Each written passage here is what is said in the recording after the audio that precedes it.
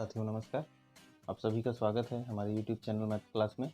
हम इसमें प्रश्न हल कर रहे हैं कक्षा 10वीं के अध्याय 3 एक चर का द्विघात समीकरण के प्रश्नावली 3 से प्रश्न। यहाँ पर दूसरा प्रश्न हम हल करने वाले हैं जिसमें दिया गया है √7 plus √7 plus √7 plus √7 plus infinitive time को हल कीजिए। मतलब यहाँ पर वर्गमूल के भीतर में फिर से वर्गमूल है, उसके भीतर में फिर से वर्गमूल है, उसके भीतर में फिर से वर्गमूल है और पता नहीं ये संख्या कितनी बार चली आ रही है। मतलब यहाँ पर बहुत सारी संख्याएं इस रूप में कंटिन्यू है। तो हम ये मान के चलते हैं कि ये जो संख्या है इसको हमने सपोज ऐसा किया कि y इक्वल टू हमने क्या मान लिया, इन सभी संख्याओं को आपस में ऐसा मान के चलते हैं y इक्वल टू ये जो सभी पद हैं उसको मैंने सपोज किया और y के बराबर मान लिया है। ठीक है, यहाँ 4 बार है, हम 4 बार लिख लिए और इस प्रकार से ये कितनी बार भी आ सकता है।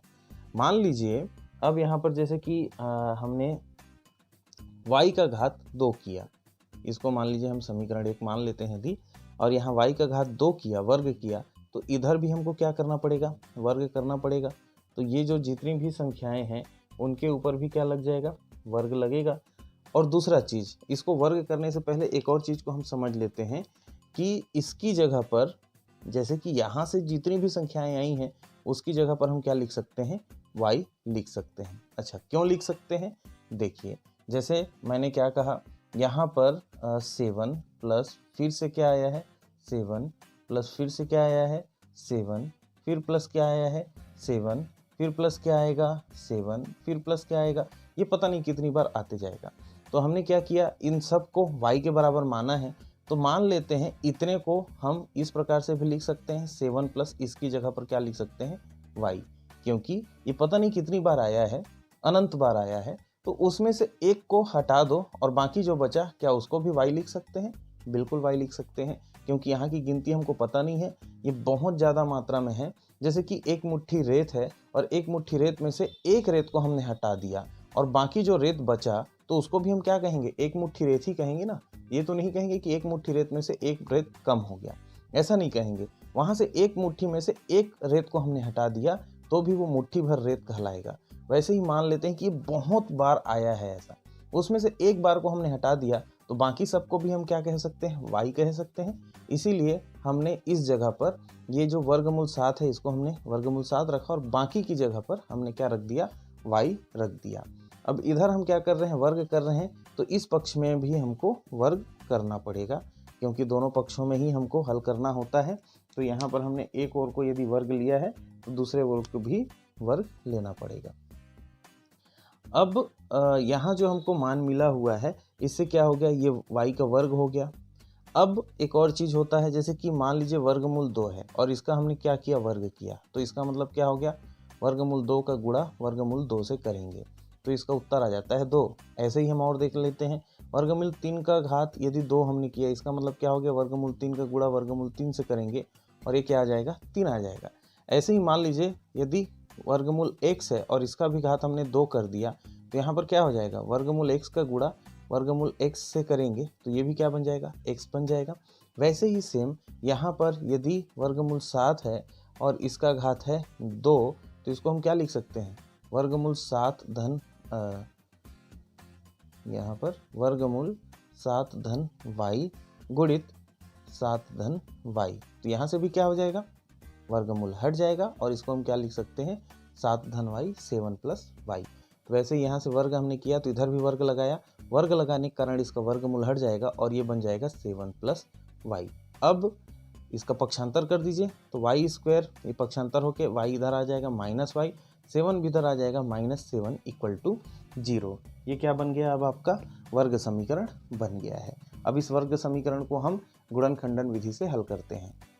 मैं इसको यहाँ पर लिख लेता हूँ, तो y आप इसके नीचे ही बनाते जाएंगे, y square minus y minus 7 equal to 0। गुणनखंडन विधि से हल करने के लिए हम क्या करते हैं, जो एक y वाली संख्या है इसके सामने में हम देखेंगे कोई संख्या है क्या, कोई संख्या नहीं है, मतलब 1 है, इस 1 का गुणा हमने किया 7 से तो उसका उत्तर कितना आ जाएगा, 7 एकम 7। अब बीच वाली संख्या को इस प्रकार से तोड़ना है कि उनका गुणा करने से क्या आना चाहिए, 7 आना चाहिए और उनका जोड़ने या घटाने से क्या आना चाहिए, ऋण y आना चाहिए, मतलब 1 आना चाहिए। तो हम देखते हैं इसके लिए 7 कितने प्रकार से आता है, 7 केवल एक ही प्रकार से आता है, 7 गुणा 1 करने से। इसके अलावा 7 और दूसरे तरीके से नहीं आता। अब 7 और 1 का कोई भी कॉम्बिनेशन लेते हैं, मतलब 7 में 1 यदि जोड़ते हैं तो 6 आता है, घटाते हैं तो 6 आता है, जोड़ते हैं तो क्या आता है, 8। यहाँ जो 1 है ये किसी भी स्थिति में प्राप्त नहीं होता। इसका मतलब क्या है कि ये जो हमको वर्ग समीकरण मिला हुआ है ये गुणन खंडन विधि से नहीं होगा। इसको कौन सी विधि से हल करना पड़ेगा, फिर पूर्ण वर्ग विधि से हल करना है। ठीक है, तो पूर्ण वर्ग विधि से हल करने के लिए हम क्या करेंगे, ये जो y² माइनस y है इसको एक और रख के 7 को ट्रांसफ़र किए तो ये -7 बन गया, -7 जो है +7 बन गया।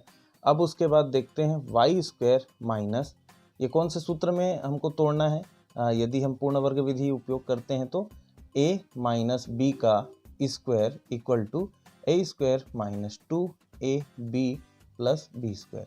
इसी सूत्र के रूप में, क्यों, क्योंकि यहाँ पर क्या आया हुआ है, माइनस, और माइनस के लिए ये वाला सूत्र हमको लगाना है। यदि प्लस होता तो हम a प्लस b का स्क्वायर वाला सूत्र उपयोग करते हैं।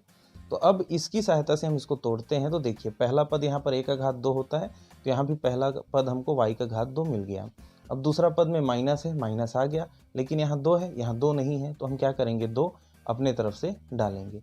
अब 2 डालेंगे तो इसका मतलब क्या होगा, इसको हम एडजस्ट करेंगे आगे। फिर उसके बाद देखते हैं यहाँ पर y है, y को हमने लिख दिया तो यहाँ देखिए 2, यहाँ भी 2 आ गया, यहाँ पर a का घात 2 था, यहाँ पर a का घात 2 था। दूसरे पद में 2 के बाद ये पहला पद का संख्या था तो यहाँ भी देखो 2 के बाद y है, हमने लिख दिया।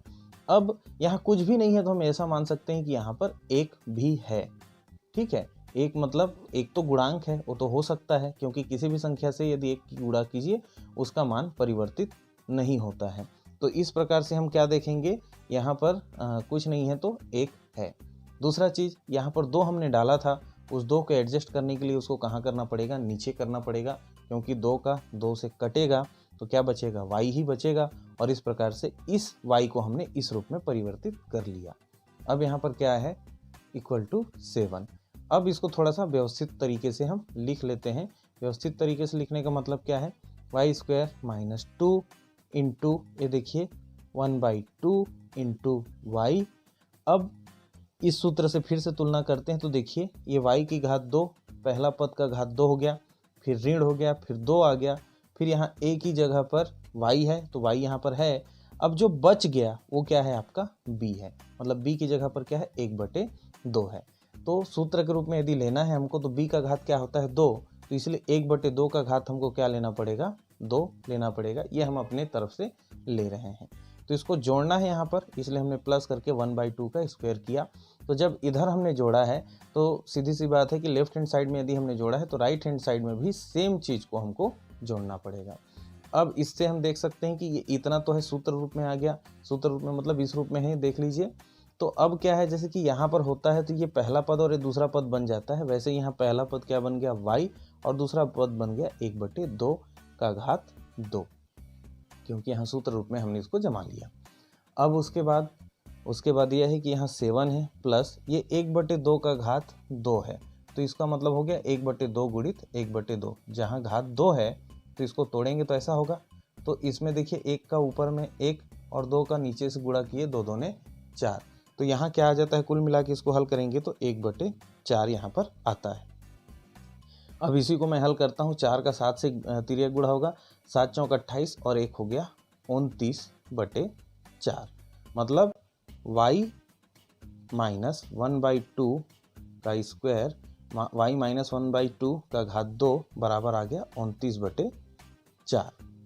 अब क्या करेंगे, यहाँ से हम वर्ग हटाएंगे, इस पद से यदि वर्ग हटाएंगे तो यहाँ से भी वर्ग हटेगा।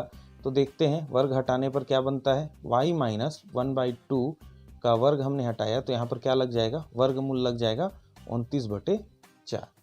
अब जैसा कि आप सभी बहुत बार गणित हल करते आए हैं, आपको पता है अच्छे से कि 29 तो किसी और रूप में नहीं टूटता, लेकिन 4 को हम क्या कर सकते हैं, 29 तो नहीं टूटता लेकिन 4 को हम क्या कर सकते हैं, 2 गुणित 2।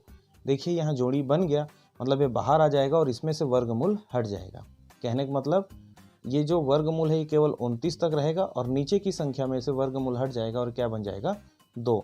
इस प्रकार से यहाँ जो हमको इसका रूप मिलेगा, परिवर्तित रूप मिलेगा वो 1 - 1/2 इक्वल टू √29/2 या y ऋण 1/2 बराबर वर्गमूल 29/2 आएगा। लेकिन एक सूत्र ये भी है कि यहाँ पर जब हम वर्ग हटाते हैं तो सामने वाले में क्या लग जाता है, प्लस और माइनस 2 निशान हमको लगाने होते हैं। अब इसको हम इधर हल करते हैं।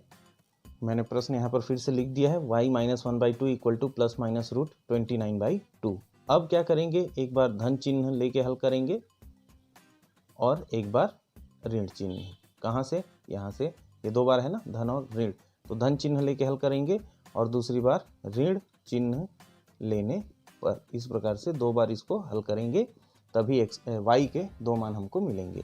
तो यहाँ क्या आ जाएगा, y - 1/2, ये प्लस है तो प्लस लिखने की आवश्यकता नहीं है, क्या लिखेंगे 29/2।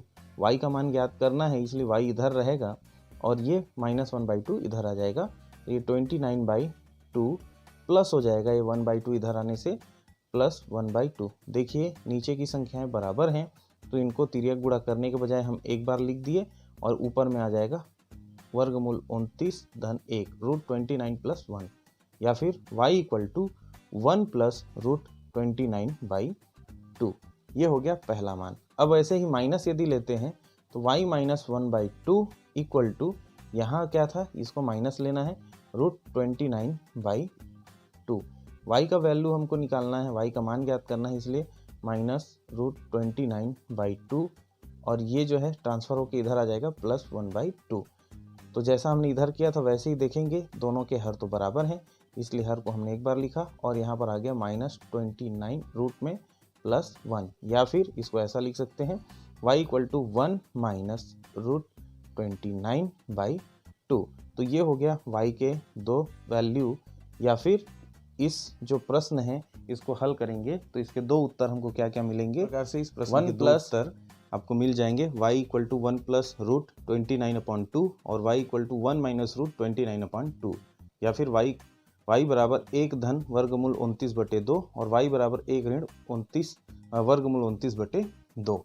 तो इसको हमने किस विधि से हल किया, पूर्ण वर्ग विधि। लेकिन सबसे पहले ये जो बहुत बड़ा सा क्वेश्चन था इसको हमने इस रूप में तोड़ा है, ठीक है। उसको समझना होगा तो आप वीडियो को फिर से रिवाइंड करके एक बार देख लीजिएगा। जहाँ समझ में नहीं आएगा या कोई प्रश्न है, कोई समस्या है तो हमको कमेंट करके ज़रूर बताइएगा, कोई सुझाव है तो भी हमको कमेंट करके ज़रूर बताइएगा। तब तक साथियों अपना ख्याल रखिए, स्वस्थ रहिए, मस्त रहिए और गणित बनाते रहिए। धन्यवाद।